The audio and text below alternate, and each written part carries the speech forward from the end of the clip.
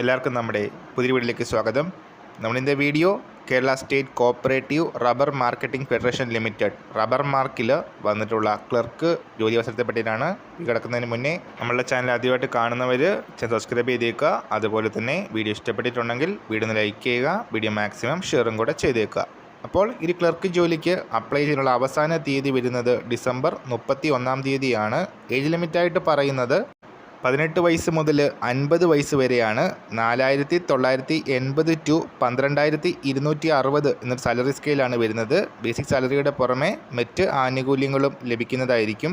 അപ്പോൾ ഈ rubber mark clerk വേക്കൻസിയുടെ കാറ്റഗറി നമ്പർ വരുന്നത് 505/2025, അതുപോലെ തന്നെ 506/2025.